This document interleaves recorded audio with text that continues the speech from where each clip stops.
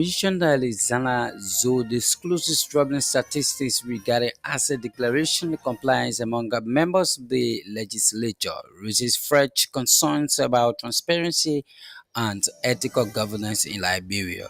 Suspended acting chairman of the Liberia Telecommunications Authority, Abdullah Kamara, breaks silence following his suspension by President Joseph Boakai calls for transparent investigation by the LECC. Special grand jury for Monserrato County issued some multi-count indictment against several individuals, including former Speaker Fonati Kofa and other lawmakers for their alleged roles in the December 23 attack on the Capitol building and away from home Liberia, Nigeria's two main opposition leaders have joined a new political party to challenge President Bulletin and it's the ruling party in the country's next election. Those were the headlines, now the news in detail. The special grand jury for Monserrato County has issued a multi-count indictment against several individuals, including former Speaker Fonati Kofa and Monserrato County District Number 16 Representative Dixon Sibo for their alleged roots in a December 24 arson attack on the Capitol building. The indictment handed down during the midterm of court by the grand jury follows a recent decision by the Supreme Court of Liberia to deny the government's motion for judicial review of the bond fight on behalf of Kufa and others. The High Court refused to effectively upheld their temporary release but cleared the way for prosecution to proceed based on newly consolidated evidence.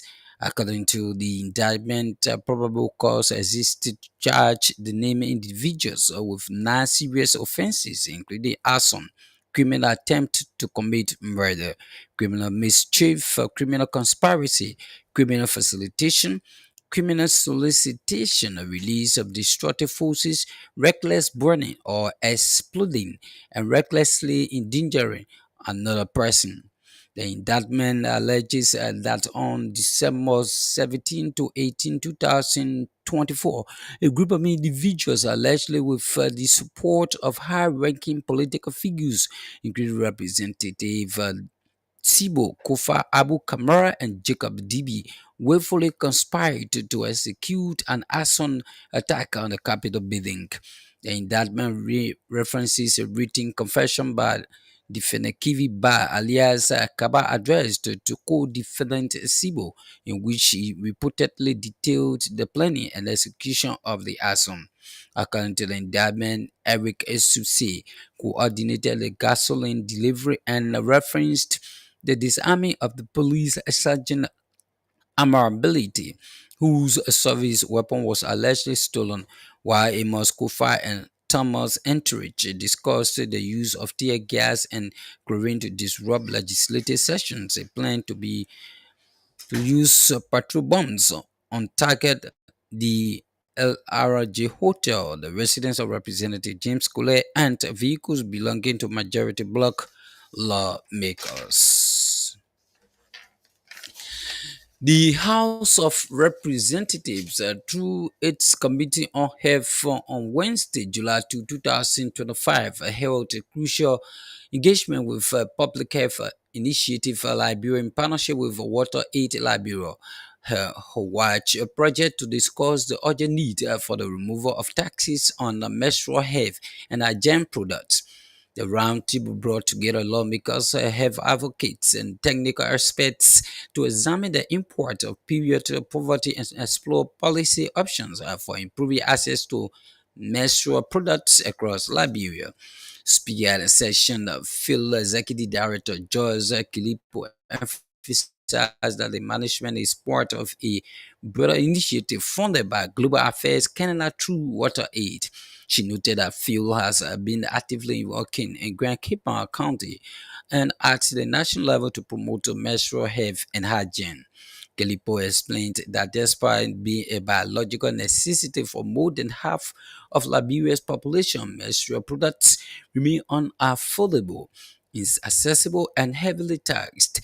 Currently, menstrual products in Liberia are subject to a 20% import duty and a 10% goods and services tax, as they are categorized to honor general goods rather than essential health commodities. She highlighted that the period of poverty not only imports health but also education, gender equality, and economic productivity. According to UNESCO, 1 in 10 girls in sub-Saharan Africa misses school during menstruation, a statistic that reflects Liberia's own struggles. In response, Chairperson of the House Committee on Health, Julie Weir, welcomed the initiative and acknowledged the need for legislative action. The former mayor of Monrovia, Jefferson Koji, has condemned information Jeremy Pierre for what he termed as his that's information minister Jeremy Pierre for what he termed as his disparaging comments made against the protesters of planned July 17 demonstration. On July 17, a group of Liberians have planned to hold a mass demonstration in Monrovia against the public corruption, injustice, and bad governance.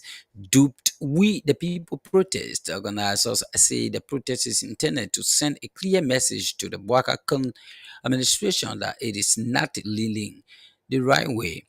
Written on his Facebook page recently, Minister Pia said the young people would be silly and stupid for people to tell them to protest, noting that those who are saying it is their wives and children are not a part of the protest. However, responding, Koji said Pia's latest outburst, in which she labeled Liberian youth as silly and stupid for exercising their constitutional right to peaceful protest, is not only offensive but a gross betrayal of democratic principles and a slap in the face of every struggling Liberian.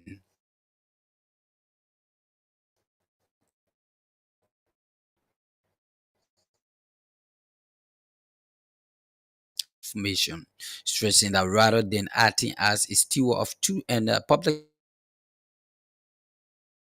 trust, the information minister has become a symbol of reckless rectory.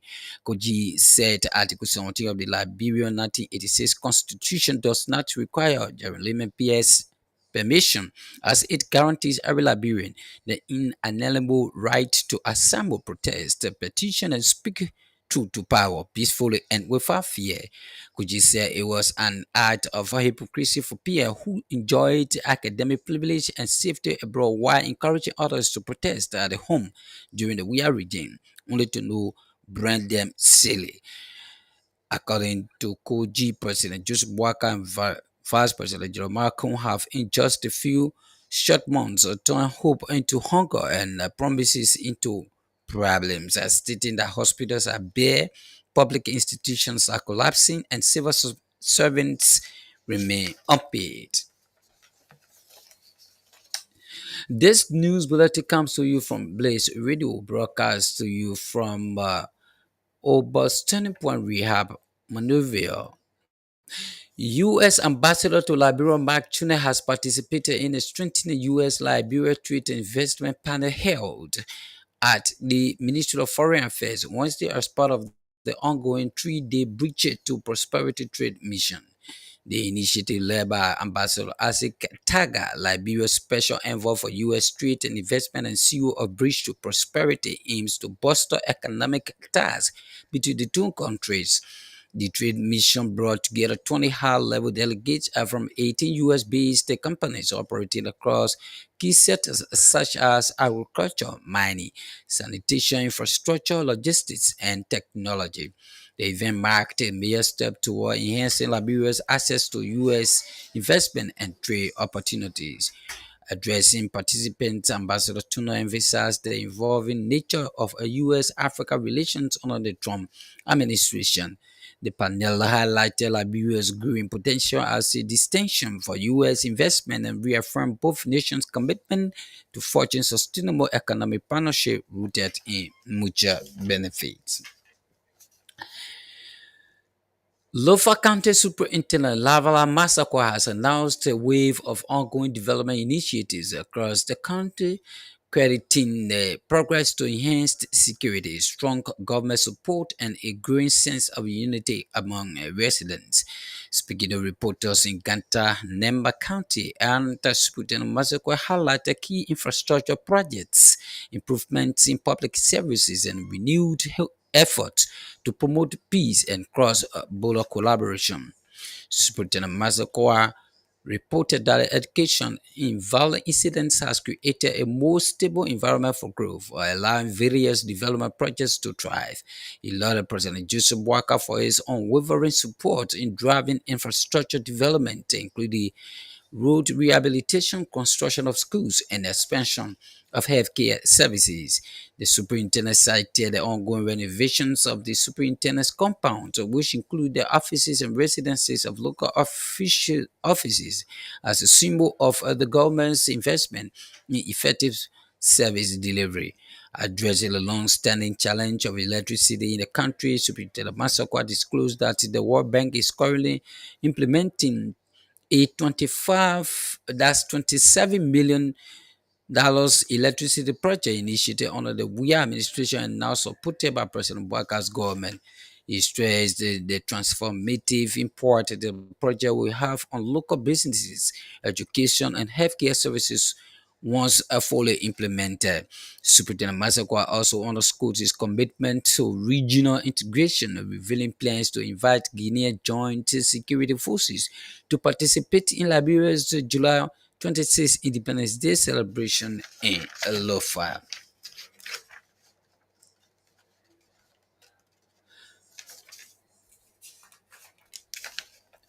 The former Assistant Minister for American Affairs at the Ministry of Foreign Affairs, Maxwell Va, has accused former Foreign Minister D. Maxwell Kimiya of misappropriating 2.5 million provided by the government of Saudi Arabia for food aid and the restoration of the Ministry of Foreign Affairs. Va alleged that Kimiya misappropriated the amount sent on September 27, 2022 by the government of Saudi Arabia intended for the provision of food aid and the restoration of the foreign ministry. Speaking via telephone radio Bazon in Grand Bazo County recently, Mazur Va disclosed that he raised concerns repeatedly during cabinet meetings, according to concerning the food aid, noting that the issue was downplayed by then President George Manuel Weah. According to him, $500,000 was intended for food aid and $2 million USD was meant for the restoration of the ministry, however, calling for the former minister to recount for the rise. And away from Bahuma, Nigeria's two main opposition leaders have joined a new political party to challenge President Bola Tinubu and his ruling party in the next elections. Atiku Abubakar and Peter Obi have chosen the African Democratic Congress as a new political home after breaking away from their respective parties, the People's Democratic Party and the Labour Party. This is one of the biggest shakeups in Nigerian politics since the end of military rule in 1999. Some political heavyweights from Tinubu's All Progressive Congress Party have also shown their weight behind the formation. The announcement is the culmination of series of talks between the leaders to put up a united front in the 2027 election rather than splitting their votes. Blaze News in detail to end the news. A recap once more of the headlines.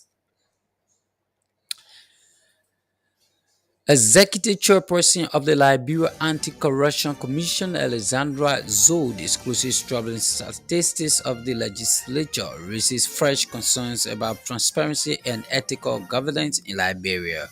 Suspended acting chairman of the Liberia Telecommunications Authority, Abdullah Kamara, breaks a silence following his suspension by President Joseph Boakai, calls for transparent investigation by the LACC. Special grand jury for Mosuralo County issues multi-count indictment against several individuals, including former Speaker Fonati Kofa and other lawmakers, for their alleged roles in the December 24 arson attack on the Capitol building. And away from Liberia, Nigeria's two main opposition leaders have joined a new political party to challenge President Bola Tinubu and his ruling party in the country's next election. Place news at 1 will bring Stevie Tado. Good afternoon and thanks for listening.